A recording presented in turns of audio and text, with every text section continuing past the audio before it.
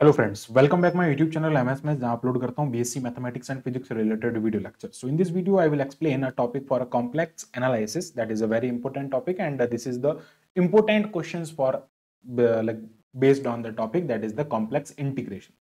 तो complex integration using limit as sum जो हमारे पास में टॉपिक है उस पे बेस्ड जो क्वेश्चन है उस पे उसको हम यहाँ पे डिस्कस करने वाले हैं. That is very important and इसमें हम कॉन्सेप्ट सीखेंगे कि लिमिट एज सम का जो कॉन्सेप्ट होता है हमारे पास में, यानी कि इसका जो फॉर्मूला होता है उस फॉर्मूले के अकॉर्डिंग हम यहाँ पे लाइक वो कैसे हम यहाँ पे उसका यूज करके इंटीग्रेशन फाइंड कर सकते हैं. ओके तो सबसे पहले बात करते हैं कि ये लिमिट एज ए सम का जो फॉर्मूला होता है वो क्या होता है. ठीक है, अब ये देखने के लिए आपको हमारे प्रीवियस वीडियो देखना पड़ेगा. यहाँ लिंक आई टैब पे क्लिक करके आप उस वीडियो को जरूर देखें. हालांकि फिर भी मैं इसमें थोड़ा सा कॉन्सेप्ट क्लियर कर देता हूँ, फॉर्मूला आपको बता देता हूँ. तो सबसे पहले बात करते हैं, अगर आपके पास में इस टाइप के ये वाई एक्सिस है और ये एक्स एक्सिस है, इस टाइप का अगर आपके पास में कोई लाइन इंटीग्रल में कोई लाइक हम कह सकते हैं कंटूर है. ठीक है, अब ये जो कंटूर होता है ये लाइक नंबर ऑफ चेन्स होता है. अब अगर मैं कहूं इसका जो लोअर पॉइंट है दैट इज ए और इसको हम कहते हैं Z0 या Z0. ठीक है, और जो अपर पॉइंट है वो होता है हमारे पास में Zn. अब इसके बीच में हमको कोई भी पॉइंट एक ले लेते हैं या फिर यहाँ पे हम बात करते हैं इस टाइप से मैं ले लेता हूँ. This point is known as the ZK-1 and this is the ZK. तो इसमें कोई भी एक ऐसा पॉइंट होगा इस इंटरवल के अंदर, मान लीजिए यहाँ पे एक ऐसा पॉइंट एग्जिस्ट करता है जिसको हम कह रहे हैं जाई के. तो ये जो जाई पॉइंट है इस पे हमको फॉर्मूला यानी कि इस पे फंक्शन डिफाइन होना चाहिए, तो कंटिन्यूस होना चाहिए. इस कंडीशन में हमको यहाँ पे जो इंटीग्रेशन फाइंड करना होता है तो उसका जो फॉर्मूला होता है हमारे पास में उस फॉर्मूला की बात करते हैं. तो यहाँ पे जो हमारे पास में फार्मूला होता है वो फार्मूला क्या होता है, लिमिट एज सम का, यानी कि सम यानी इंटीग्रेशन एक्चुअली क्या होता है, सम होता है. तो वो जो फार्मूला होता है हमारे पास में that is the summation r is equal to 1 to n होता है और ये होता है फंक्शन ऑफ जाई के. ठीक है, और यहाँ पे आता है ZR-ZR-K. ठीक है, अब जेड के हमने यहाँ पे चलो के लिया तो ये हो जाएगा ZK-ZK-ZK-1. तो ये इसका फार्मूला होता है. अब इसी से आगे जाके इंटीग्रेशन का फार्मूला बनता है और वो जो फार्मूला बनता है इंटीग्रेशन का वो क्या है मैं आपको बता देता हूँ. इंटीग्रेशन जो होता है वो ए टू बी होता है. ठीक है, ये इसकी लोअर लिमिट है, ये इसकी अपर लिमिट है. ए टू बी में इसका इंटीग्रेशन होता है जिसको हम क्या कहते हैं, एफ जेड डी जेड कहते हैं. ठीक है, या फिर इसको ऐसे भी डिनोट किया जाता है C F Z D Z से भी डिनोट इसको किया जाता है. This is the complex integration where Z is the complex variable and F Z is the complex function. So मैं यहाँ पे अब बात करते हैं क्वेश्चंस के बारे में. क्वेश्चन हमारे पास में क्या है उन क्वेश्चंस को हम यहाँ पे समझते हैं. तो क्वेश्चन की अगर मैं बात करूं, यहाँ पे जो फर्स्ट क्वेश्चन है हमारे पास में वो क्वेश्चन है कि आपको एफ जेड का वैल्यू फाइंड करना है. Like C is rectifiable. जो रेक्टिफाइबल का मतलब क्या होता है, रेक्टिफाइबल का मतलब होता है कि सी जो एक ऐसा फंक्शन है जिसकी आप आर्क लेंथ फाइंड कर सकते हैं. ठीक है, वो रेक्टिफाइबल है. ओके, तो हम इसका यहाँ पे वैल्यू फाइंड करते हैं. कैसे हम इसका वैल्यू फाइंड करते हैं, एज अल्टीमेटली इसका इंटीग्रेशन करेंगे तो हमारे पास में इसको हमको इंटीग्रेशन में कन्वर्ट करना है. तो उसको हम लाइक इस फार्मूले की हेल्प से, जो हमारे पास में ये वाला जो फार्मूला इसकी हेल्प से कैसे फाइंड करेंगे. तो सबसे पहले आपको यहाँ पे गिवन क्या है उसके बारे में बात करते हैं. तो गिवन यहाँ पे आपको एक आई थिंक क्वेश्चन में मिसप्रिंट है, यहाँ पे f Z is equal to 1 given है आपको.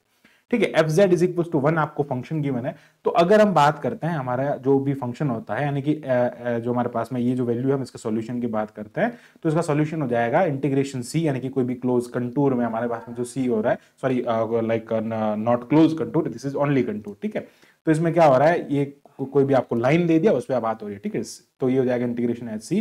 तो इसमें आपको क्या करना पड़ेगा, लिमिट, एक्चुअली इसके आगे ना लिमिट भी होती है, limit n tends to infinite. या फिर एक काम करो ना, यहाँ पे ये समीशन लगा इसका मतलब ये होता है. ठीक है, हम यहाँ पे लिमिट अप्लाई कर लेंगे. चलो हमारे पास में जो फॉर्मूला होता है वो क्या होता है, लिमिट, ये हो जाएगा एन टेंस टू इनफाइनाइट और ये आ जाएगा हमारे पास में आगे समीशन.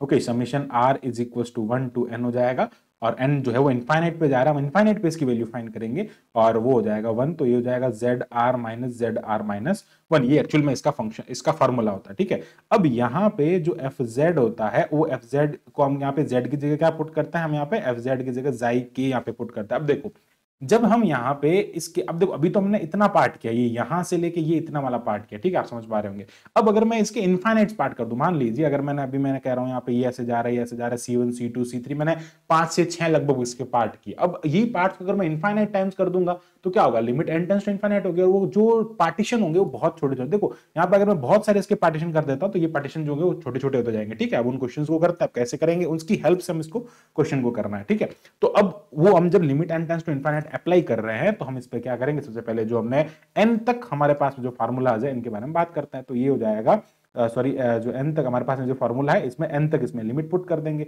तो ये हो जाएगा limit n tends to infinite. Okay, अब ये वैल्यू जिसके अंदर रख देंगे, एफ जेड तो ना हमारे पास में 1 है, ठीक है, एफ जेड की वैल्यू हमने पुट कर दी, यानी एफ जेड एक्चुअल में एफ यही होता है ना, f Z is equal to f xi के होता है, और इसकी वैल्यू हमने यहाँ से 1 पुट कर दी है। ओके, अब इसकी वैल्यू पुट करते हैं तो जेड आर 1 रखेंगे, सबसे पहले क्या रखेंगे हम, आर इज इक्वल टू 1 रख रहे हैं, माइनस जब 1 रखा तो ये हो जाएगा जेड 0, फर्स्ट टर्म हमारे पास में ये आ गया।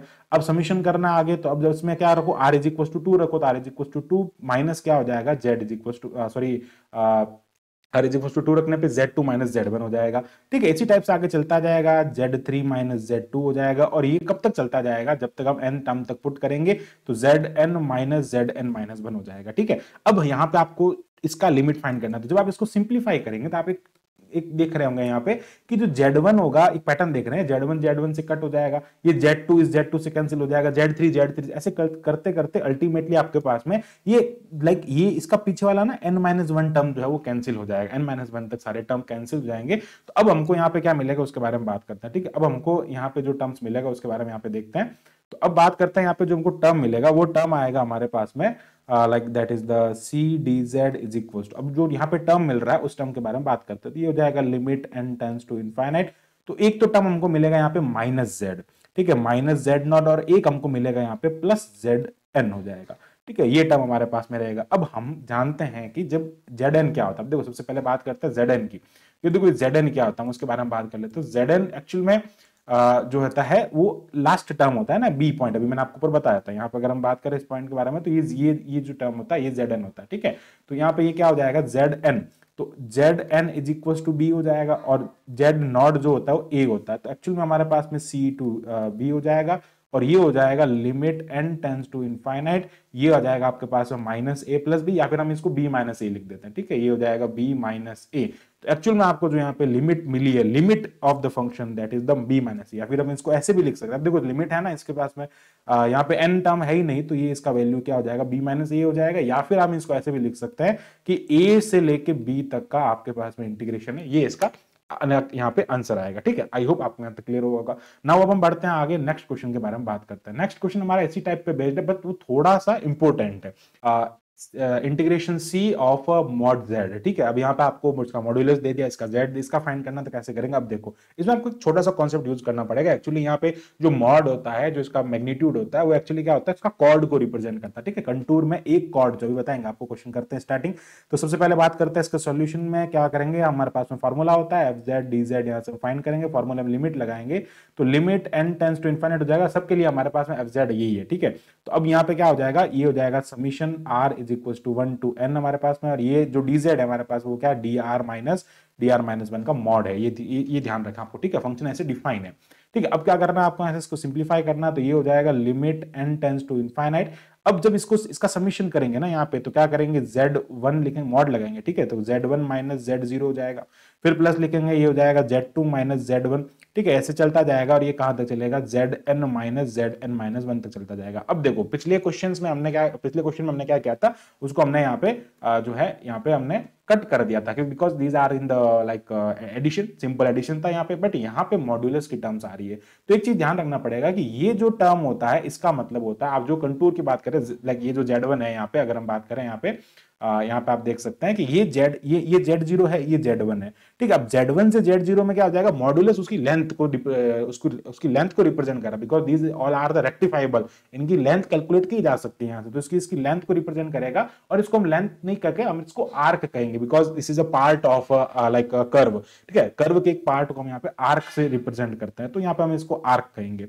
तो ये जो हमारे पास में आएगा ना, यहाँ पे हम इसके बारे में बात करते हैं, तो ये हो जाएगा limit n tends to infinite, और ये एक जो पार्ट होगा वो एक आर्क z1 z0 को रिप्रेजेंट करेगा। So this is the arc. क्या, तो पहले हम एक्चुअली ये क्या होता है, मैं कहूं यहाँ से ये पॉइंट हमारे पास में z1 है, ठीक है, और ये हो जाएगा z2। अब जब z1 z2 तो है, वो क्या कर रहा है, इसकी लाइन को रिप्रेजेंट कर रहा है, और जो अगर मैं सिंपल सर्कल की बात कर रहा हूं, चलो सर्कल में मैंने 2 पॉइंट लिए, यहाँ पे ये एक पॉइंट है, ये बी पॉइंट है। अब इन दोनों पॉइंट को हम यहाँ पे कनेक्ट कर रहे हैं, तो these are like this is known as the chord, ठीक है। ये इसकी क्या होती है, कॉर्ड होती है, जिसको हिंदी में जीवा कहते हैं, ठीक है। ये इसकी कॉर्ड होती है, सर्कल के सर्कमफ्रेंस पे कोई भी 2 पॉइंट्स होते हैं, उनको लाइक मिलाने वाली जो लाइन होती है उसको हम कॉर्ड कहते हैं, ठीक है। अब कॉर्ड और उसी का आर्क, जो आर्क वाला पार्ट होता है, मतलब उसी का जो जो कर्व शेप में पार्ट होता है, उसको हम क्या कहते हैं, आर्क कहते हैं। तो पहले कॉर्ड का कंसेप्ट आएगा, Z1 Z सॉरी ये Z1 Z0 तो क्या है, एक स्ट्रेट लाइन है ना, तो पहले कॉर्ड का कंसेप्ट आया। तो हम यहाँ पे क्या लिखेंगे, this is known as chord. तो सबसे पहले ये क्या हो जाएगा, कॉर्ड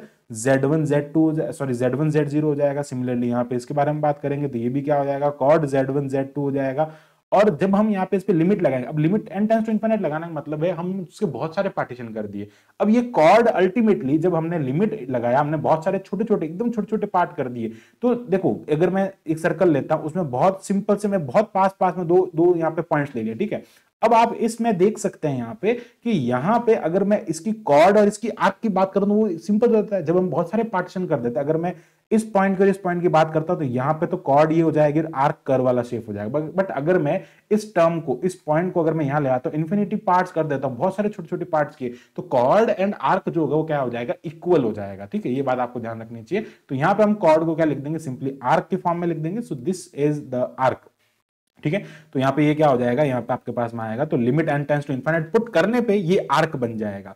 सो यहाँ पे इसका जो इंटीग्रेशन आएगा, that is the arc of Z1 Z0। ठीक है, फिर यहाँ पे लिखेंगे आर्क ऑफ ये हो जाएगा Z1 Z2, और ये कहां तक चलता जाएगा, arc of Zn and Z-1 तक ये चलता जाएगा। ठीक है, तो इस टाइप से आपको क्या होंगे, सारे आर्क मिलेंगे। और इन आर्क, अब देखो एक कर्व है, उस कर्व के हमने छोटे छोटे पार्टीशन किए। अब इसमें ये पार्टीशन जो है, मान लो ये Z1 Z2 जो Z1 Z0 आर्क को रिप्रेजेंट कर रहा है, ये Z1 Z2 को रिप्रेजेंट कर रहा है। तो हमने सारे आर्क को जब ऐड कर लिया, उनका समीशन कर दिया, तो एक्चुअल में आपको क्या मिलेगा, कर्व की लेंथ मिल जाएगी, कर्व का जो आर्क लेंथ है मिल जाएगा। तो हम क्या कहेंगे, this is the arc length of the curve. तो ये क्या हो जाएगा, arc length of the curve. तो कर्व का आर्क लेंथ कहां से मिल जाएगा, Z0 से लेके Zn तक जो पूरा कर्व है उस कर्व का मिल जाएगा। या फिर आप कह सकते हैं यहाँ पे सी कर्व सी का आपको क्या मिल जाएगा, यहाँ पे जो हमारे पास में कर्व सी है, उस कर्व सी का आपको क्या मिल गया, यहाँ पे आर्क लेंथ मिल गया। इस टाइप से इसका इंटीग्रेशन किया जाता है, इसलिए थोड़ा सा इंपॉर्टेंट हो जाता है। नाउ हम बात करते हैं आगे, नेक्स्ट बात करते हैं। नेक्स्ट हमारे पास में जेड डी जेड। ठीक है, तो इसके बारे में बात करते हैं। जहां सी एक कोई रेक्टिफाइबल है, अब सीधा सा अब यहाँ पे क्या करना है, आपको जेड भी साथ में लेना है। ठीक है, आप कैसे लेंगे समझते हैं। तो क्या हो जाएगा यहाँ से, अगर हम इसके सॉल्यूशन की बात करें तो हमारे पास में इसका सॉल्यूशन क्या हो जाएगा, ये हो जाएगा हमारे पास में सी जेड डी जेड, और फॉर्मूला आपको पता ही है, फॉर्मूला में आप अप्लाई करेंगे तो ये हो जाएगा limit n tends to infinite. अब यहाँ पे समीशन करेंगे ना, तो वो r tends to 1 to infinite हो जाएगा, और जेड आर भी इसके साथ में आएगा। ठीक है, अब ये हो जाएगा z r minus z r minus 1। Actually z r यानी कि जो हमारे पास में एफ जाई जेड है ना, सॉरी जो जाई के होता है, उसको हमने जेड आर से रिप्रेजेंट किया है यहाँ पे। ठीक है, तो इस टाइप से हम इसको यहाँ पे रिप्रेजेंट करते हैं। नाउ अब बात करते हैं आगे, अब इसको सिंप्लीफाई करते हैं। तो हमारे पास में इसका जो सॉल्यूशन आएगा, that will be limit n tends to infinite हो जाएगा, ये हो जाएगा limit n tends to infinite, और ये हो जाएगा यहाँ पे समीशन ऑफ। ठीक है, अब इसका समीशन करेंगे, r is equal to 1 to n। अब r की वैल्यू यहाँ पे पुट करना। देखो अब यहाँ पे क्या कर रहे हैं, एक्चुअली यहाँ पे हम इसका मल्टीप्लीकेशन कर देंगे। ठीक है, तो जब मल्टीप्लीकेशन करेंगे तो एक कंडीशन ये बनेगी, एक सेकेंड, एक कंडीशन ये बन जाएगी। ओके, यहाँ पे एक्चुअली दो कंडीशन बनेगी। ठीक है, तो मैं बताता हूँ आपको कैसे दो कंडीशन बनेगी। यहाँ पे एक फर्स्ट कंडीशन तो ये बन जाएगी, और सेकंड कंडीशन क्या होगी, यहाँ पे जेड डी जेड। ठीक है, सेकंड कंडीशन के बारे में बात करते हैं, तो वो क्या होगा, लिमिट n टेंड्स टू, देखो या तो आप इस z को जेड आर रखें, या फिर आप z को जेड आर माइनस 1 रखें, दोनों में से कोई भी केस हो सकता है ना भाई। जब हम बात करते हैं यहाँ पे इस टाइप से, ये कर्व ऐसे ऐसे जा रहा है, तो एक पॉइंट यहाँ पे, एक पॉइंट यहाँ पे, तो अब ये Z1 है, सॉरी Z0 है, ये Z1 है। मैंने पहले Z को Z1 पे लिया है, और फिर Z1 मतलब एक उससे पीछे, या फिर आप R रखो या R माइनस 1 रखो, जस्ट उसके एक पीछे वाला कॉन्सेप्ट भी आप उसमें यूज कर सकते हैं। ठीक है, अब बात करते हैं आगे, अब हम यहां से आगे बढ़ते हैं। तो सेकंड केस में क्या हो जाएगा, जो हमारा z होगा ना, अगर हम बात करते हैं यहाँ पे z की, तो z जो होगा यहाँ पे r is equal to 1 to n हो जाएगा, z r माइनस 1 होगा। ठीक है, तो ये हो जाएगा z r माइनस 1 हो जाएगा। So this is equation number 1 and this is equation number 2। Now अब क्या करना है, इक्वेशन नंबर 1 और 2 ये जो हमारे पास में, इसको हम ऐड कर देंगे। तो नाउ ऑन एडिंग, तो ये हो जाएगा नाउ ऑन एडिंग, हम इनको ऐड कर देते तो हम ऐड करने पे हमको क्या मिलेगा, इन दोनों को ऐड करने पे, तो इधर तो वैल्यू सेम है, तो ये हो जाएगा 2czdz that is equals to like the limit of n tends to infinite summation of r is equals to 1, ये भी कॉमन आ जाएगा सबके अंदर, और ऐड क्या हो जाएगा यहाँ पे, zr plus zr minus 1 and ये दोनों कॉमन आ जाएंगे, तो ये हो जाएगा जेड आर माइनस वन। ठीक है, अब देखो जब हम इसकी लिमिट की बात करते हैं तो ये हो जाएगा जेड डी जेड, और अब यहां से इसका लिमिट पुट करेंगे तो आप यहाँ पे क्या देख रहे हैं कि इसका समीशन करने पे ये आइडेंटिटी बन रहा है। ठीक है, ए प्लस बी है माइनस बी, तो ये आपको क्या मिल जाएगा z r square minus z r minus one का होल, ये हो जाएगा इसका स्क्वायर।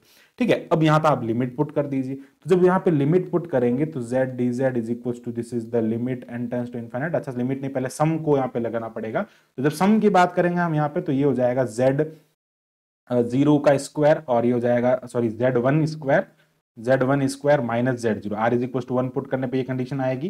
फिर हम यहाँ पे r is equal to 2 put करेंगे तो ये इसका स्क्वायर हो जाएगा, यहाँ पे 1 का स्क्वायर हो जाएगा, और ये कहां तक चलेगा zn square minus zn minus 1 का स्क्वायर हो जाएगा। ठीक है, अब देखो इस कंडीशन में भी क्या होगा, यहाँ पे इस कंडीशन में भी सारे टर्म्स कट हो जाएंगे। यहाँ पे अगर हम बात करते हैं इसकी वैल्यू की तो ये हो जाएगा 2c z dz is equal to ये हो जाएगा limit n tends to infinite. अब आपके पास देखो ये टर्म ये टर्म इस टर्म से कट हो रहा है, ये टर्म आगे वाले टर्म से कट हो जाएगा, अल्टीमेटली सारे टर्म कट हो जाएंगे, आपको यहाँ पे zn स्क्वायर माइनस z आपको यहाँ पे वैल्यू मिलेगी। तो अब अगेन हम यहाँ पे क्या करेंगे, उसी रिजल्ट का यूज करेंगे कि zn का मतलब होता है अपर लिमिट मतलब b, और z0 का मतलब होता है लोअर पॉइंट यानी कि a। तो यहाँ पे ये 2c z जो होगा यहाँ पे क्या हो जाएगा, लिमिट तो अब n तो हमने पुट कर ही दिया, लिमिट पुट करने में हो जाएगा b square minus a square. अब देखो यहां से मैं आपको थोड़ा सा जो नॉर्मल कॉन्सेप्ट होता है हमारा, जो हमारे पास में जो फंक्शन जो हमारे पास नॉर्मल इंटीग्रेशन होता है रियल एनालिसिस का, अब देखो उसके अगर मैं बात करता हूं तो अगर हम इसका इंटीग्रेशन करें a टू b में तो हमको एक्चुअली एक काम करता है ना, एक सेकंड यहां से इसकी वैल्यू भी नीचे लिख देता, चलो एक सेकंड, ये हो जाएगा z dz का जो वैल्यू मिलेगा वो मिलेगा आपको b square minus a square by 2। अब देखो सिंपली अगर मैं उसकी बात करता हूँ रियल में, अगर हम इसका इंटीग्रेशन करने जाए तो z स्क्वायर बाई 2 हो जाएगा, a टू b हो जाएगा, और ये क्या हो जाएगा इसमें पुट करने पे b square minus a upper limit minus lower limit. ठीक है, उसी से कॉन्सेप्ट बनता है, बट हम यहाँ पे लाइक जो कॉम्प्लेक्स के जो फंक्शन एक्चुअली ये कॉन्सेप्ट भी रियल में भी होता है। ठीक है, यही कॉन्सेप्ट लिमिट एज ए सम वाले कॉन्सेप्ट में ये होता है। ठीक है, अब एक्चुअली हम यहाँ पे उन पॉइंट को हम एक्चुअली यहाँ पे जो कंटूर वाला जो पॉइंट है इस वाले फॉर्मूले का यूज करते हुए हम इसका इंटीग्रेशन फाइंड करते हैं, इसीलिए हमने इस टॉपिक को क्या कहा, topic based on limit as sum. ठीक है, लिमिट एज सम यानी कि सम यहाँ पे लिमिट की फॉर्म में लेके लाइक लिमिट जो है सम की फॉर्म में लेके करते हैं। ठीक है, अब यहाँ पे एक बहुत ही इंपॉर्टेंट और एक रिजल्ट आता है, और रिजल्ट क्या होता है देखो, रिजल्ट आपके पास में in case the curve is close. अभी देखो हमने सारे ओपन के बारे में बात की थी। ठीक है, ये ऐसे ओपन था, कहीं से भी ये क्लोज नहीं था इस टाइप से।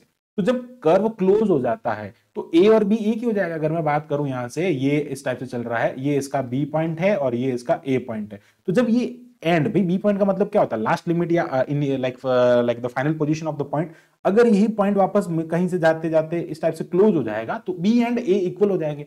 तो अगर मैं इसको कह देता हूं फॉर स्पेशल केस के लिए, अगर मैं इसमें स्पेशल केस लगाऊं यहां पे, तो स्पेशल केस में क्या हो जाएगा कि इफ एफ जेड या if c is closed, if c is closed, अगर यहां पे सी जो है वो क्लोज्ड हो जाता है, तो सी जब क्लोज हो जाएगा तो भैया यहाँ पे a is equal to b हो जाएगा। In that case c z D z is equal to आपको 0 मिल जाएगा। उसका लाइन इंटीग्रल, एक्चुअली हम लाइन इंटीग्रल फाइंड कर रहे हैं ना, लाइन इंटीग्रल क्या मिलेगा आपको, 0 मिल जाएगा। तो आई होप आपको यहाँ तक का पूरा जो कॉन्सेप्ट है वो अच्छे से क्लियर हो गया होगा। So thanks for watching my video, keep watching MS maths, और इसी टाइप के फॉर मोर वीडियोज के लिए हमारे चैनल को सब्सक्राइब करें।